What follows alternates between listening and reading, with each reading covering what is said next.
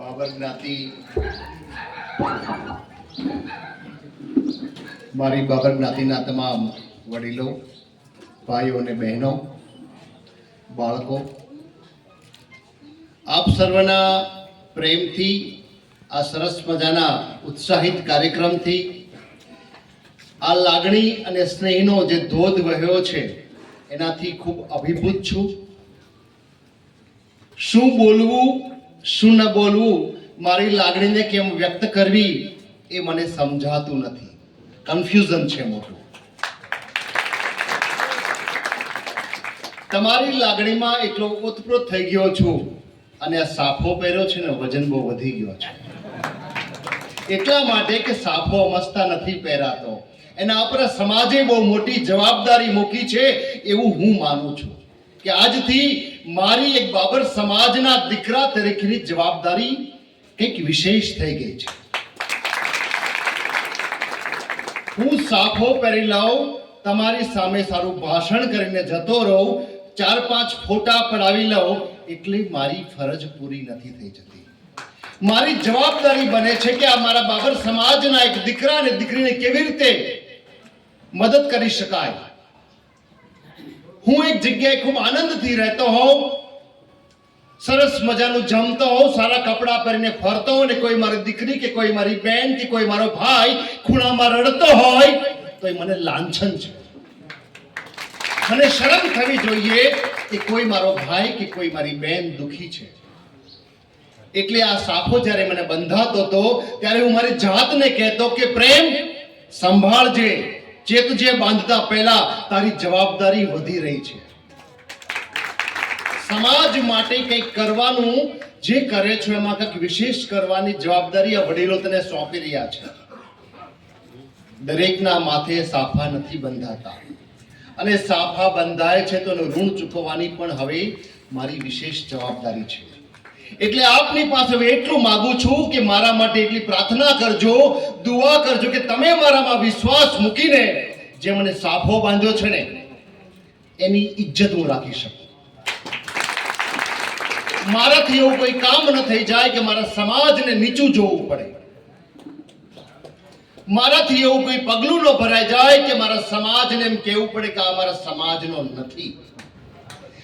તમે મારા માટે ગર્વ લઈ શકો, તમે મને હકથી તમારે ત્યાં બોલાવી શકો, એટલી મારો પોતાપણું મારામાં રહે એટલી હું ભગવાનને આપ સર્વને પ્રાર્થના કરું છું. કારણ કે આજે હું જે કાંઈ છું એ બાબરના દીકરા તરીકે મને અનહદ ગૌરવ છે, ખૂબ ગૌરવ છે. મને ક્યાંય કશી જ નાનપ નથી કે હું બાબરનો દીકરો છું. કેટલાક લોકો પોતે સ્વીકારતા, કહેતા, જણાવતા સંકોચ અનુભવે કે હું બાબર છું. હા, મને જ્યાં સુધી કોઈ પૂછે નહીં તો મારે સામેથી કહેવાની જરૂર નથી, પણ જે દિવસે મને કોઈ પૂછું ત્યારે મેં બે ધડક કીધું છે કે હું બાબર છું, હિન્દુ બાબરનો દીકરો છું. વીર મેહુર દાદા મારા પૂર્વજ છે, મારા ઈષ્ટદેવ છે, અને એનું લોહી મારામાં દોડે છે. આ કહેવામાં ક્યારે મને નાનપ નથી, કારણ કે એક પણ મારા પૂર્વજે એવું કામ કર્યું નથી કે જેનાથી મારે નાનપ લેવી પડે. તો શા માટે આપણે આપણી જાત માટે સંકોચ અનુભવીએ? સમાજમાં કયું કામ એવું છે કે જેનાથી સંકોચ થાય?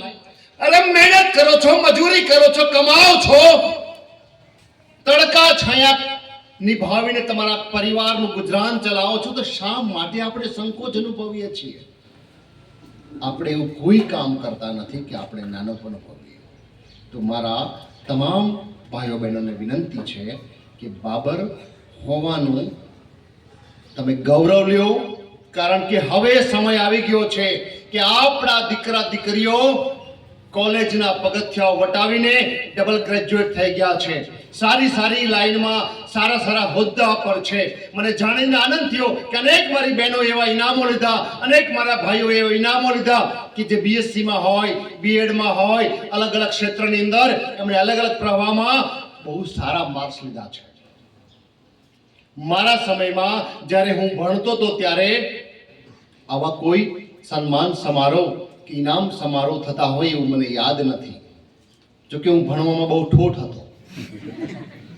હું સ્વીકારું છું કે મને ભણવું ગમતું નહોતું, તારે જમી પર મારે હતું, એકડા બગડા કક્કો મને આમ ફરતું હતું, કઈ ખબર નહોતી પડતી, પરંતુ ધગશ હતી કે કંઈ જ કરવું છે જીવનમાં, એવું કંઈક કરવું છે કે મારો સમાજ, મારું કુટુંબ, મારા ભાઈ બહેન, મારા માવતર મારા પર ગૌરવ લઈ શકે.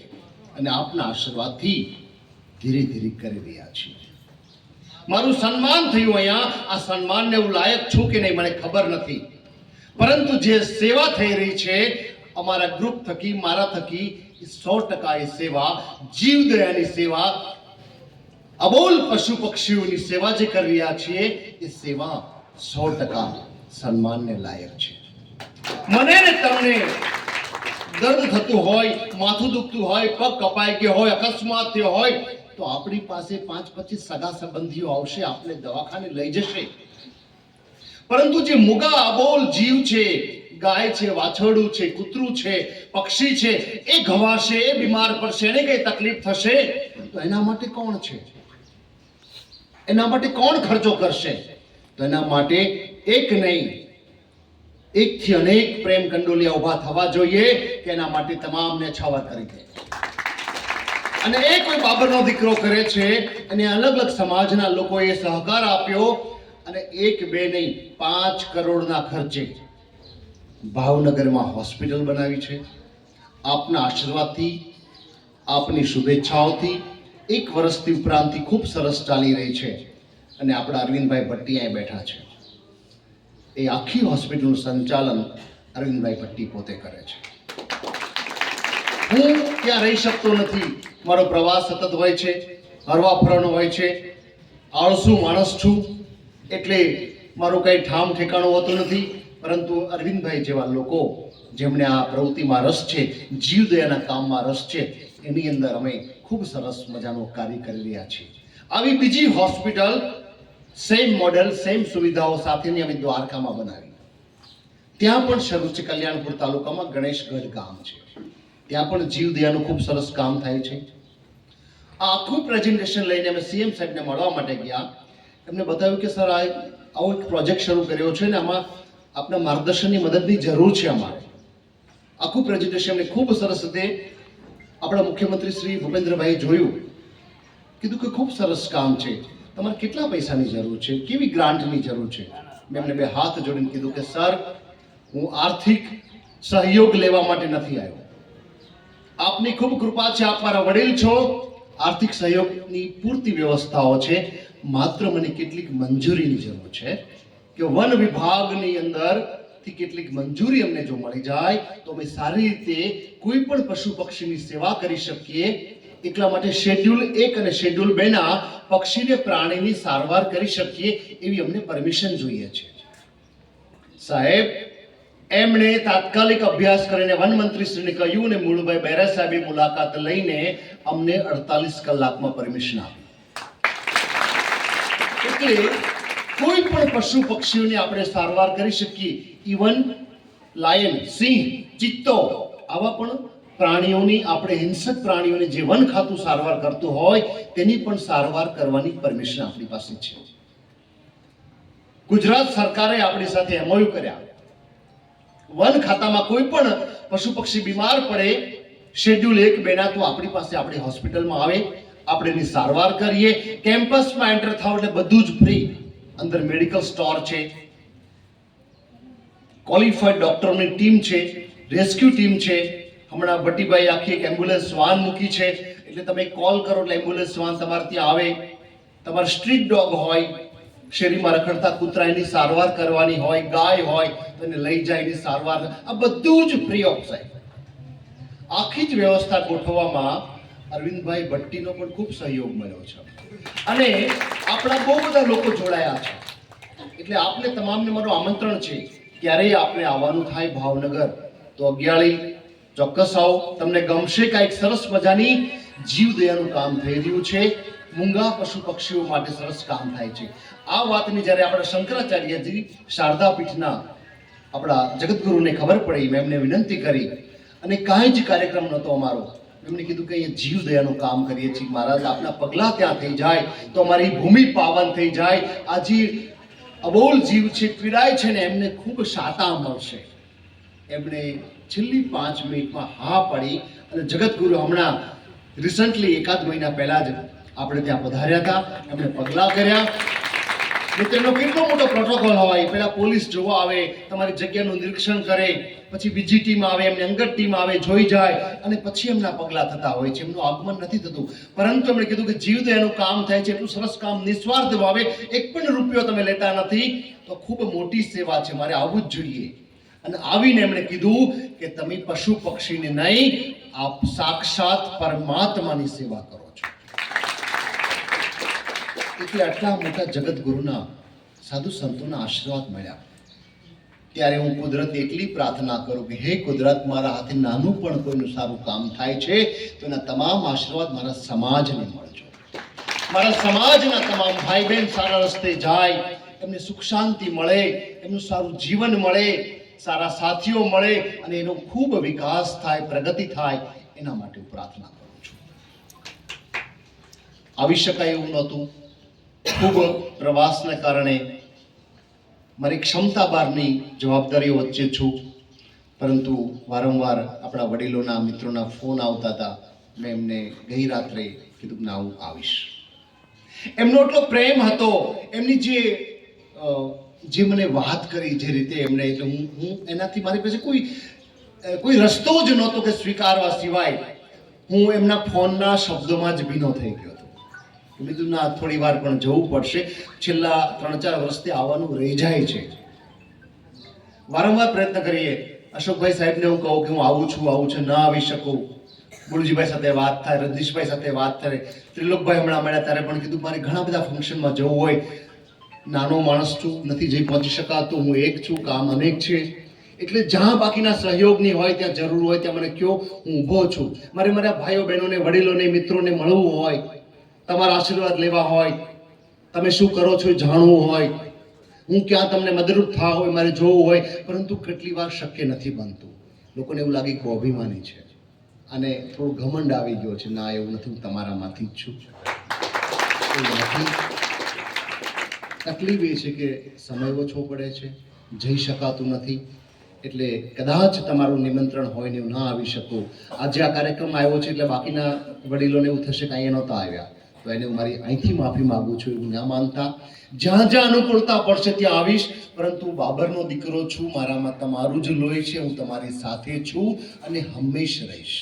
જે કઈ રીતે ઉપયોગી થઈ શકાતું હોય, આ મારા વડીલો સુધી સમાચાર પહોંચશે, સમાચાર મારા સુધી પહોંચી ગયા છે એવું માનજો.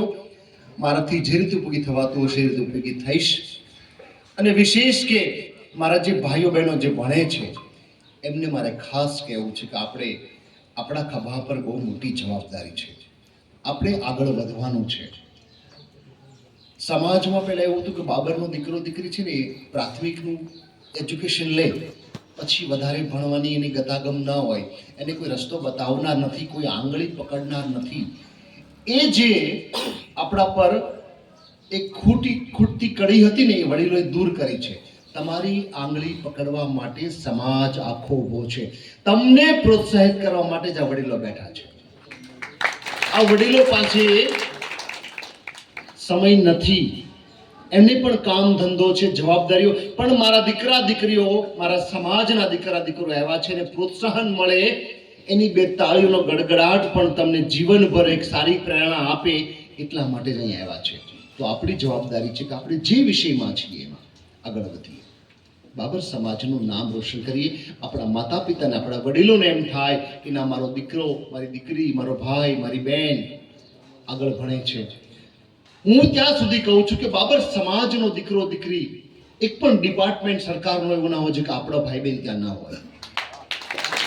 પોલીસ ખાતું હોય, મહેસૂલ હોય, વન અને પર્યાવરણ હોય, બેંક હોય, પીજીવી સેલ હોય, કોઈ પણ હોય, કોઈ પણ રાજ્ય સરકાર, કેન્દ્ર સરકાર, કોઈ પણ વિભાગની અંદર હું જાઉં અને મારો ભાઈ બહેન મળે એમ કે જય મેહુર દાદા, એટલે મને ખૂબ ખુશ થશે.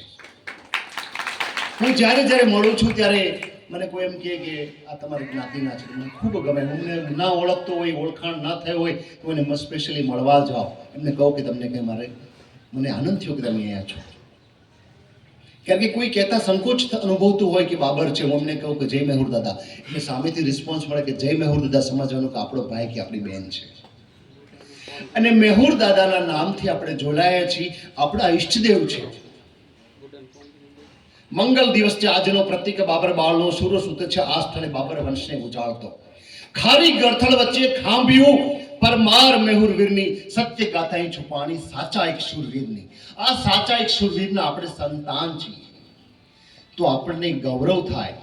એટલે હું આપને, મારા ભાઈ બહેનને પ્રેમ સાથે કહું છું કે તમે જે ક્ષેત્રમાં ભણો છો, તમને ક્યાંય સમજની જરૂર છે, માર્ગદર્શનની જરૂર છે, આર્થિક જરૂર છે, એ તમામ જરૂરિયાતો પૂરી કરવાની અમે પૂરા પ્રયત્ન કરીશું.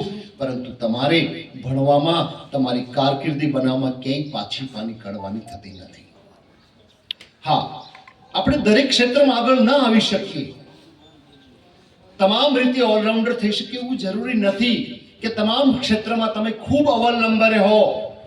પરંતુ કુદરતે દરેકની અંદર એક એવી શક્તિ મૂકી હોય છે કે કોઈનું મેથેમેટિક્સ સારું હોય, કોઈનું સાયન્સ સારું હોય, કોઈનું સાયકોલોજી સારું હોય, કોઈનું, એટલે કંઈ પણ કોઈ પણ સબ્જેક્ટમાં તમે નંબર 1 બની શકો. તમારે પોતાની જાતને ઓળખવાની છે કે તમે શું કરી શકો છો.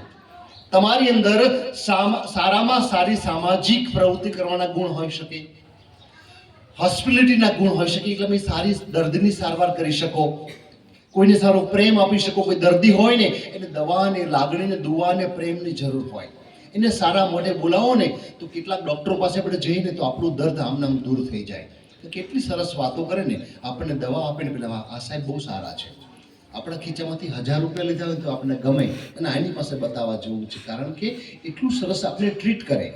કેમ છો બેન, આજે પેટમાં દુખ્યું હતું, આજે ખીચડી કેમ ખીચડી ન ખાધી, મમ્મી નહોતી આપી, આ દવા લઈ લેજો, રાત્રે મને ફોન કરજો. આમ તેવી સરસ વાતો કરે તો આપણને લાગે કે આપણું પોતાનું કોઈ વ્યક્તિ છે. તો આવા ડૉક્ટર બનવાના ગુણ પણ હોઈ શકે.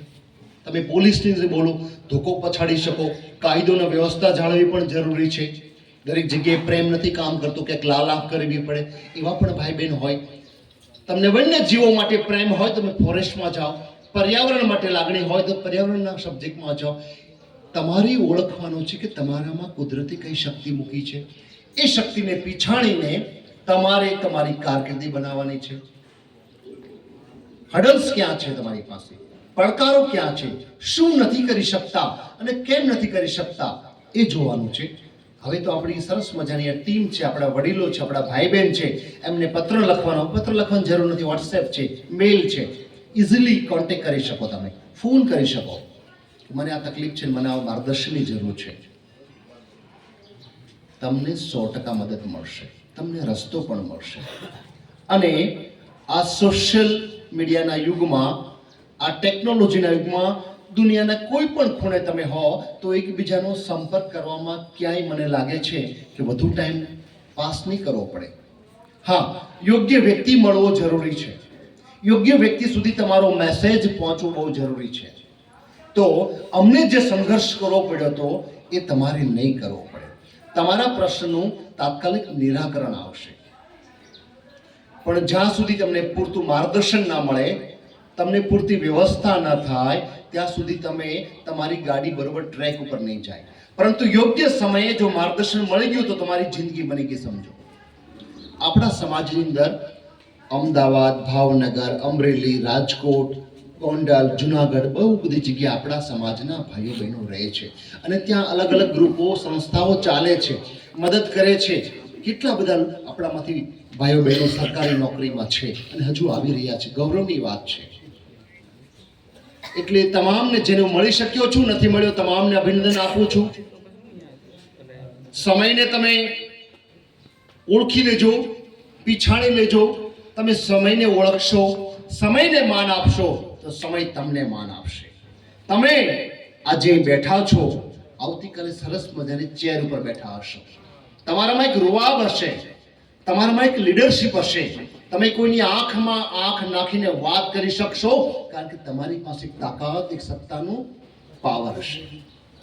હા, અને એટલી પણ વિનંતી છે મારા ભાઈ બહેનો, જ્યારે કોઈ સત્તા પર આવી જાઓ, કોઈ સરકારી નોકરીમાં લાગી જાઓ, તો બાકીના ભાઈઓ બહેનો જે હવે ટ્રેનમાં હોય ને એને ભૂલી ન જતા, એને સહયોગ કરજો. કે હું આજે સરકારી નોકરીમાં આવી ગયો, પોલીસમાં આવી ગયો, તલાટી મંત્રી બની ગયો, ટીડીઓ બની ગયો, અધિકારી બની ગયો તો મારી ફરજ પૂરી. ના, હવે આને પછીના આપણા જનરેશનના ભાઈ બહેનો બાકી છે. એ કાકા મામા દાદાના દીકરા દીકરી થાય એવું જરૂરી નથી. અહીંયા બેઠા છે તમામ મારા ભાઈ બહેન છે, તો એની મદદ કરવી આપણી ફરજમાં આવે છે. એ ચૌહાણ હોય, સોલંકી હોય, પરમાર હોય, કંડોલિયા હોય, માથાવડિયા હોય, કોઈ પણ જ્ઞાત અટક સરનેમ હોઈ શકે એમ નહીં, પરંતુ એ આખરે આપણા ભાઈ બહેન છે, બાબર જ્ઞાતિના દીકરા દીકરી છે, તો એમને આપણે મદદ કરીએ. હોસ્પિટલમાં કોઈની જરૂર છે એમને આપણે મદદ કરીએ. કોઈને કોઈ તકલીફ છે તો ક્યાં કેવી રીતે ઉપયોગી થઈ શકાય જોજો. મેં મારી શરૂઆત તમે કાંટ બિલીવ નહીં કરી શકો, માનશો જ નહીં, મેં 500 રૂપિયાની નોકરીથી મારી શરૂઆત કરી હતી. આજે કદાચ દરરોજના 50,000 વાપરું છું, ખબર નથી પડતી. તમારા આશીર્વાદ છે. 500 રૂપિયામાં હું સવારે 9:30 જતો હતો, રાતના 12 વાગે 1 વાગે મને ક્યારે છોડે ખબર નહીં, બપોરે જમવા જવા દે ન જવા દે. મારી પાસે સાયકલમાં પંચર પડે, સાયકલમાં પંચર પડી હોય તો પંચર કરાવવાના પૈસા ન હોય, હું એમાં તમાકુ નાખું ને હવા ભરું, કારણ કે પંચરના પૈસા ના હોય.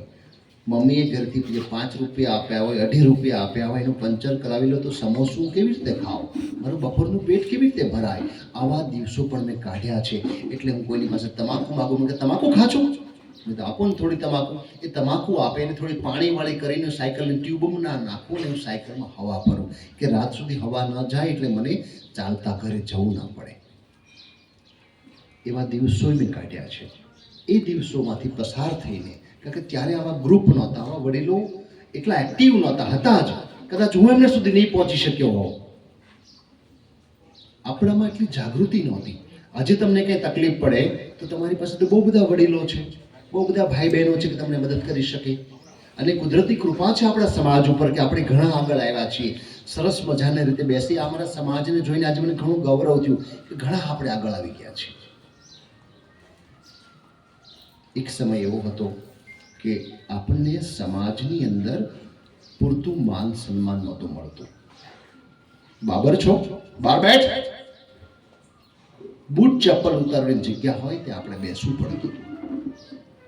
કોઈના રસોડામાં આપણે નહોતા જઈ શકતા, કોઈના સારા પ્રસંગમાં આપણી હાજરી વાસણ ધોવાના હોય ત્યાં હોય, પગરખા પડ્યા હોય ત્યાં બેઠા હોઈએ. આ દિવસો પણ મારા તમારા વડીલોએ જોયા છે.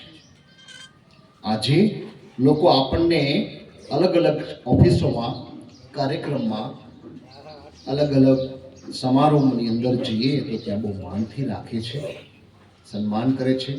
રાષ્ટ્રપતિ સુધી પણ આપણા ભાઈઓ બહેનો પહોંચ્યા છે. ફેસબુકમાં મારામાં જે કોઈ છે મેં જોયું છે, અબ્દુલ કલામ સાહેબે પોતાની ચેર ખાલી કરીને મને બેસાડ્યો છે, પોતે બાજુમાં બેઠા છે. ના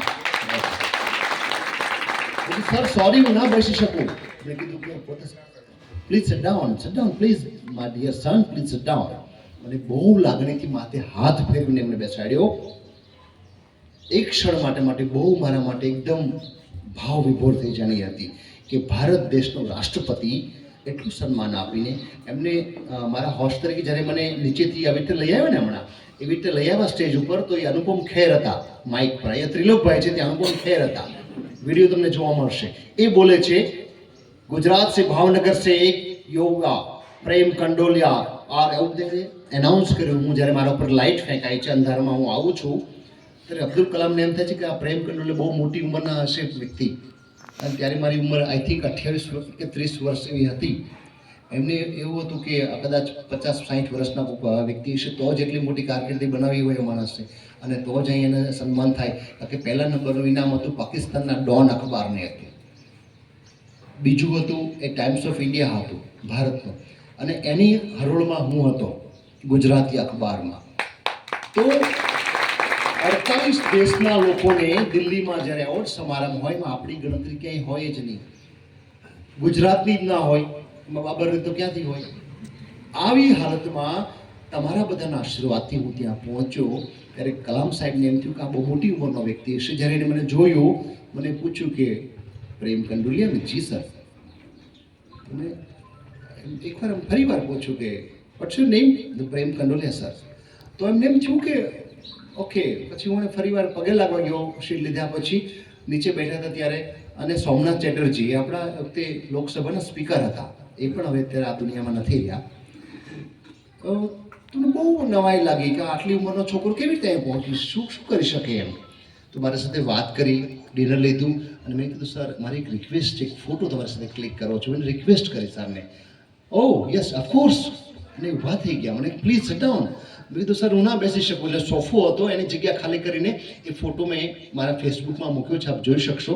અબ્દુલ કલામ સાહેબ સાઈડમાં બેસી ગયા, મને વચ્ચે બેસાડ્યો, ને એક બાજુ સુરેશભાઈ ભટ્ટ એક પત્રકાર છે મને બેસાડ્યા. મને વચ્ચે બેસાડી સન્માન આપ્યું. હું ભાવ વિભોર થઈ ગયો હતો કે બાબરના દીકરાને દેશનો રાષ્ટ્રપતિ આ સન્માન આપે છે. એ મારું નહીં, તમારું સન્માન છે. કારણ કે તમે લોકોએ મને શીખવાડ્યું છે કે તમારામાં ડિસિપ્લિન કેવી હોવી જોઈએ, શિસ્ત કેવી હોવી જોઈએ. હું તમારામાંથી શીખ્યો છું, કારણ કે તમારામાંથી જ હું આગળ આવ્યો છું. તમારો સ્વભાવ, તમારી ડિસિપ્લિન, તમારી વાત કરવાની છટા, તમારું પ્રેઝન્ટેશન કેવું છે એના પર સામેનો વ્યક્તિ તમને રિસ્પોન્સ કરશે. એ રાષ્ટ્રપતિ હોય કે પટ્ટાવાળો હોય, તમને જોશે, તમારામાં આંખ નાખીને વાત કરશે ને લાગશે કે તમને સામે સારું રિસ્પોન્સ તો પોઝિટિવ આવશે જ. અને મેં ત્યાં ફીલ કર્યું. તો જ્યારે રાષ્ટ્રપતિ શ્રીએ મને ભાવ વિભોર કર્યો હતો અને મારી આંખો ભીની થઈ ગઈ, એવી અત્યારે મારી આટકોટમાં આંખો ભીની થઈ ગઈ. મેં ક્યારેય આવી રીતે સન્માન આપણી જ્ઞાતિમાં સ્વીકાર્યું નથી.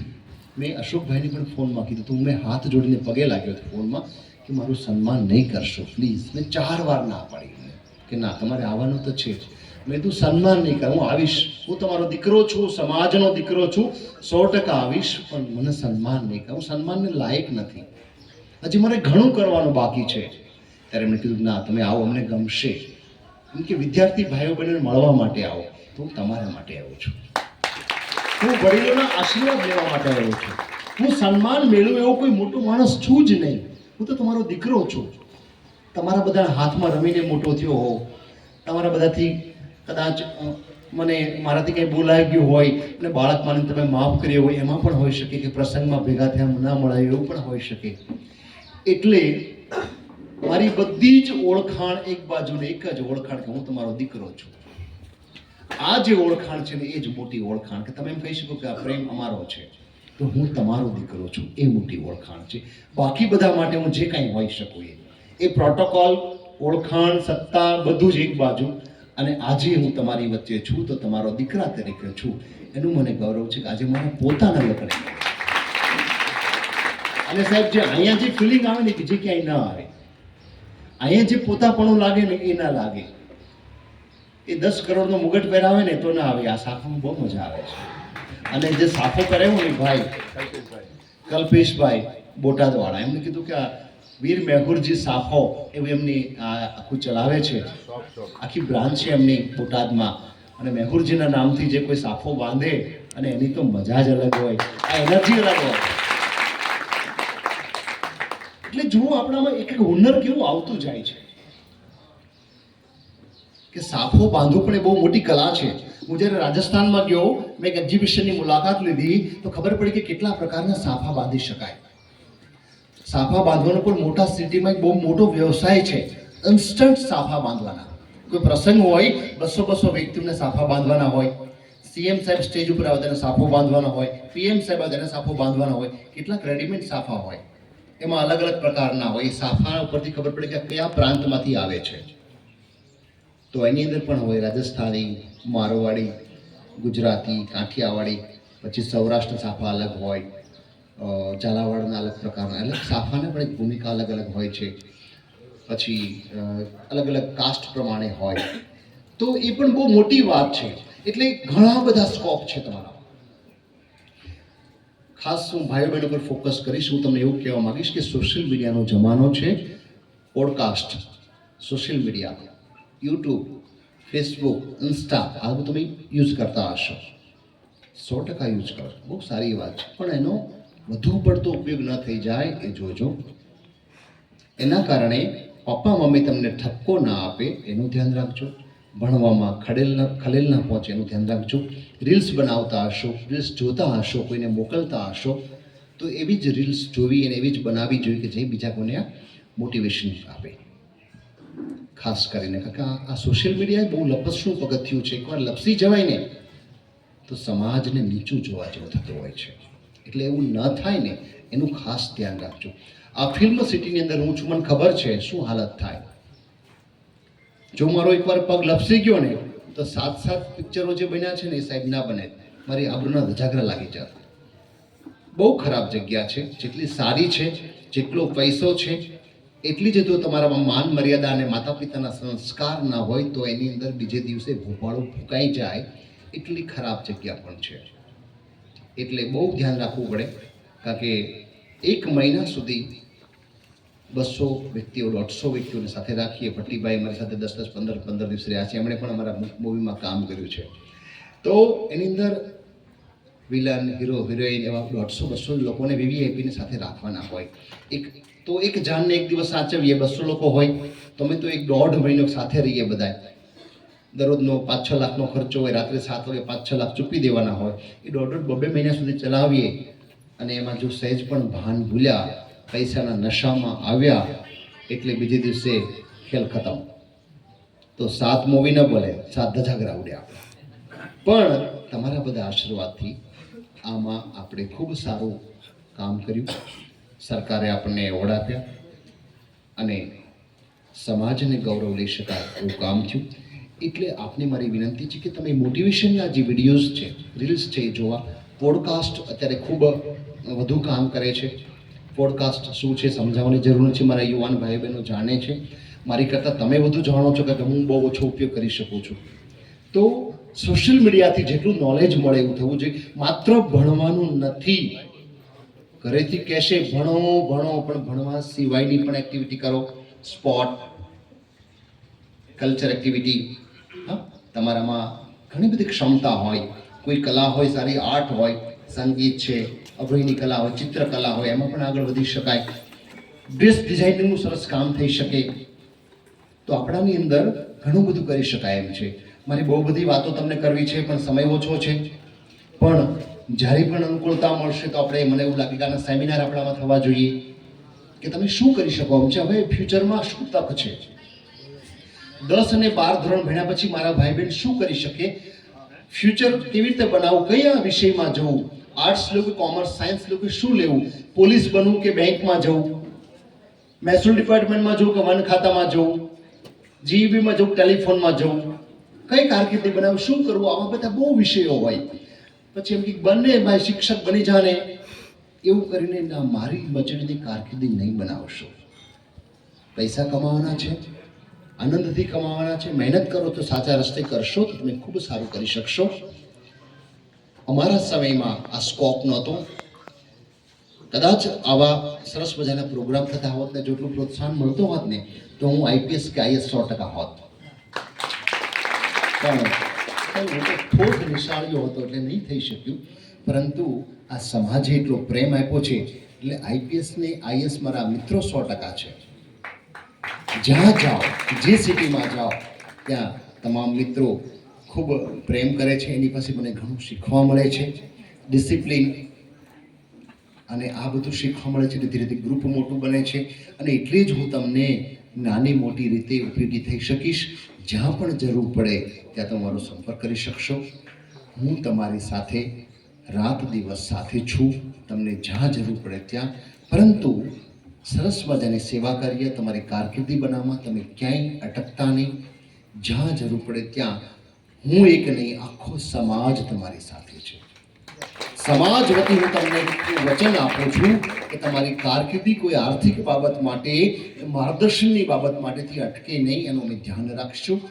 આ સાફો બાંધ્યો છે એની સાક્ષીએ કહું છું કે જે કંઈ મદદ થઈ શકશે અમે 100% કરીશું. અને તમારે તમારી કારકિર્દી બનાવવાની છે અને બીજા કારકિર્દી બનાવતા હોય તો એને ઉપયોગી થવાનું છે. એટલે કીધું કે સમયને ઓળખી લેજો. સમયને માન આપશો તો આવનારો સમય તમને માન આપશે. એટલું કરજો. અને તૈયારી સાથે જ કરવું પડશે. તમારે તૈયારી સાથે નહીં કરો તો બહુ મુશ્કેલી પડશે. હું જ્યારે ભણતો તો મારા ફાધર તો ડૉક્ટર હતા. પરંતુ એક વાત કરતો, થોડો સમય લીધો છે, 2 મિનિટ, વાંધો નહીં ને? તકલીફ એટલી હતી કે એકવાર પપ્પાએ એમ કીધું ઘરેથી વિજયભાઈ મોટા ભાઈ છે, એ સંયુક્ત સ્કૂલ બાલાચડીમાં હતા. હું ભણતો તો ઠોઠ નિશાળીઓ. પપ્પા એમ કીધું કે ડૉક્ટરનો દીકરો છે ને એટલે આ બધો પાવર, બેટા બહાર જત ખબર પડે કેમ થાય. એટલે આપણે લાગી આવ્યું, ચાલો આપણે ડૉક્ટરના દીકરા છીએ એટલે લોકો આપણને બોલાવે છે, નહીં તો ન થાય. પપ્પા એમ કીધું કે તને હોટલના વાટકા વિછળવાય કોઈ રાખે એમ નથી. આ ટકોર એમની બહુ માર્મિક હતી અને ખરેખર એવું મારામાં કે હતું જ નહીં કોઈ મને રાખે હોટલના વાટકા સાફ કરવાય તે, એવું જ હતું. હું સાવ અબુધ હતો. એટલે કીધું કે હવે યાર આપણામાં જાગવું જોઈએ, આ ટકોર આપણે લાગવી જોઈએ. અને મારી લાઈફમાં ટર્ન આવ્યો. નક્કી કર્યું કે આપણે 7મા ધોરણમાં હતા, આજથી ઘરે એક પણ રૂપિયો લેવો નહીં. વેકેશનમાં છાપા નાખવા, મદદ કરવી, કોઈ નાનું મોટું કામ કરવા, જેમાંથી જે કાંઈ ભેગું થાય ને નાની પોકેટ મની, એમાંથી ભણવાનો ખર્ચો કાઢવો. છતાંય પૈસા નહોતા થતા. નક્કી ટણી હતી આપણને પપ્પાના પૈસા લેવાની. હવે યાર પુસ્તકો ન આવે, ચોપડાનો ભણી ન શકીએ, એક તો ઠોઠ નિશાળિયા. એ વખતે નવનીતો હતી, હવે આવે છે નવનીત, તો એ વખતે નવનીતો હતી તો નહીં કરી શકતા. તો મારા કાળુ કાકા બેઠા છે અહીંયા, એ કલર કામ કરે, બહુ નાના વ્યવસાય છે એમનો. એને ખબર કે આ છોકરાને ભણવું છે, ટણી છે, દરરોજ રાત્રે ઘરે આવે. એ કાળુ કાકા સાયકલ લઈને આવે. એને કોઈ પ્રિન્ટિંગ પ્રેસમાં ત્યાં કલર કામ રાખેલું, તો ત્યાં ચોપડા જોઈ ગયા, નવનીતનું પ્રિન્ટિંગ થતું હતું, જોઈ ગયા. કીધું કે મારા દીકરાને બહુ હું સાહેબ 4-5 લઈ જાઉં અલગ અલગ. મને પૂછું તારે કઈ નવનીત જોઈએ? મેં કાકા તમે ક્યાંથી લાવો છો? કારણ કે હું ને કાકા બે સરખા પંચરના પૈસા ગોતતા હોઈએ. તો કે ના ના ના, હું તો કે મેં કીધું ગણિત જોઈએ, વિજ્ઞાન જોઈએ, સમાજ વિદ્યા જોઈએ, આ જોઈએ, આજે સંસ્કૃત જોઈએ. તો કે હા હું લઈ આવીશ. બીજે દિવસે એને 8મા ધોરણની બધી નવી નવનીત લઈને આપી મને. તો બહુ પ્રાઉડ ફીલ કરવા મને આપણી પાસે બધા જ વિષયની નવનીત આવી ગઈ. જેને પાઠ્યપુસ્તક નહોતા એની પાસે નવનીત આવી ગઈ. એટલે આખા ક્લાસમાં કોલર ઊંચા કરીને ચાલી, એવું કાકાના કારણે થયેલું. કાકા આજે અહીં આવ્યા છે. તો એમણે મને મદદ કરી કે હું બીજું કંઈ ન કરી શકું, હું તો ભણ્યો નથી, તું ભણતો તો આલે એમ કે, હું તારા પપ્પાને નહીં કહું, તું મારું એટલું લઈ લે એમ કે. એવું મારી માથે હાથ મૂકીને આપ્યું. અને હું ને મારા વર્ષાબેન, મારાથી મોટા બેન, બંને એક સાથે હતા. અને એ પણ 8મામાં, હું પણ 8મામાં, એ નવનીતમાં લોકો સાથે ભણ્યા ને એવી રીતે કર્યું, ધીરે ધીરે કરતા આગળ આવ્યા. એટલે નાના મોટા સમયમાં ઉપયોગી થવાય, આવું શીખવા મળે. પછી થોડું ભણ્યો ને એટલે ભાઈ બાલાચડી સાયન્સ સ્કૂલમાં જતા રહ્યા વિજયભાઈ. હવે એકવાર વિજયભાઈને સાયન્સ સ્કૂલ જામનગરની બાજુમાં આવવાનું થયું, ભાવનગર રહે ને ભાઈ નહોતા એટલે પપ્પા ડૉક્ટર એ બહુ આમ એટલે એવું ધ્યાન નહીં અપાતું, તો એ ત્યાં હતા. ને હું એકવાર પાનના ગલ્લે બેઠેલો ભાઈ, આપણે 8મા ધોરણમાં સ્કૂલે ન જઈને બેઠી 2-3 મિત્રો સાથે, જેની આપણે બેસી ન શકાય એવા મિત્રો સાથે. ભાઈ બસમાંથી ઉતર્યા, કારણ કે તો ડિસિપ્લિન સાયન્સ સ્કૂલ બાલાચડીમાં હતો. એને જોયું કે મારો ભાઈ પાનના ગલ્લે બેઠો છે. પ્રેમ આયા, આ તો સ્કૂલે આવવા જોઈએ.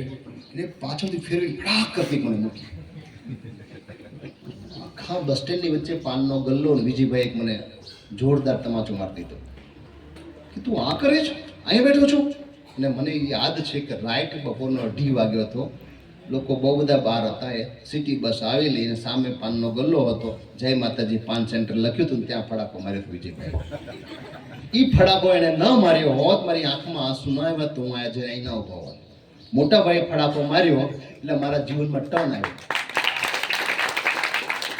કે ભાઈ આ મારી ભૂલ થઈ ગઈ, હવે હું એ નહીં બેસું. ત્યારથી ભણવામાં લાગ્યો, આવડે ના આવડે મહેનત કરવાની. કીધું હવે પછી પાનના ગલ્લે દેખાય ને તો મૂકીશ નહીં, કામ કરો, સ્કૂલે જાઓ, અહીંયા નહીં. આટલું કીધા પછી ક્યારે મેં પાનનો ગલ્લો જોયો નથી બેસવા માટે, ક્યારેક ગયો નથી. અને આજ સુધી સાહેબ તમે માનશો નહીં, મને કોઈ વ્યસન નથી. પાન, સોપારી, નાના કે મોટા, એક પણ વ્યસન નથી.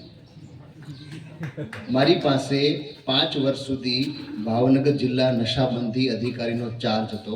નશાબંધીની જે તે શંકરસિંહ બાપુની સરકાર આવીને ત્યારે નશાબંધી વિભાગ પોલીસથી અલગ કર્યો. ત્યારે મને નશાબંધી નિયોજક તરીકેનો ચાર્જ આપ્યો હતો 5 વર્ષ સુધી. ત્યારે પુષ્કળ દારૂ ભાવનગર જિલ્લામાં હું પોતે પકડતો હતો. હું ધાર્યો તો પી શકતો હતો, પણ ત્યારે પણ પકડ્યો જ છે, પીધો નથી ભાઈના કારણે. આ કે જો એક ખાલી બેસવામાં ફડાકો મારી દેતા હોય તો એ આપણા સંસ્કાર છે. તમે કઈ વાત નહીં, કોઈ મોટો ભાઈ કે મોટી બહેન આવીને તમને ખીજાઈ માર દે કે ના હું મરી જાઉં, મને આજે માર્યો કેમ, બધા વચ્ચે મારી આબરૂ પપ્પાએ કાઢ નાખી, મમ્મીએ મને આમ કીધું. નહીં, સારા માટે કીધું છે, એને પોઝિટિવ લ્યો. મેં પોઝિટિવ ન લીધું તો ભાઈને પંગો કર્યો તો બે ભાઈઓ ગાડીમાં આવી શક્યા હોત. મને કીધું તારી ગાડી ન લેતો, એક ગાડીમાં જવાનું છે આપણે આટકોટ. જી ભાઈ, ભાઈ કે એટલે એક ગાડીમાં. મેં કીધું બોલાય નહીં, એટલે મેં તો ઓકે. હવે એ ફડાકો મારે મનમાં રાખ્યો તો આજે બે ભાઈ ભેગા ન બેસી શક્યા હોત. આજે એક પણ વ્યસન વિજયભાઈને નથી, એક પણ વ્યસન મને નથી. હા, સેવા કરવાનું વ્યસન છે, સેવા કરીએ છીએ. તમે અડધી રાત્રે આવીને એમ કહો કે આ કરવાનું થાય એ બધું જ કરવાનું, પણ બોલા વ્યસન નહીં. ટણી કરવાની, કોઈને મદદ કરવાની, જીદ કરવાની, કોઈનું સારું કરવાની, પણ કોઈની સાથે ઝઘડીને પાડી દેવાનો, કોઈનો અહમ તોડી નાખવાનો, એ આ બાબરનો દીકરો ના હોય. અને બાબરનો દીકરો કરે તો બાબરનો દીકરો ના હોય. એટલે કહું છું કે તમને ગૌરવ થાય એવું જીવન જીવવું, તો જ હું તમારો ભાઈ અને તો જ તમારો દીકરો. આ મજા છે બાબર જ્ઞાતિની. ગૌરવ લઈ શકવા જોઈએ કે મારા સમાજના એક એક ભાઈ બહેનની અંદર ક્ષમતા રહેલી છે અને પોઝિટિવ લેવાની તાકાત છે.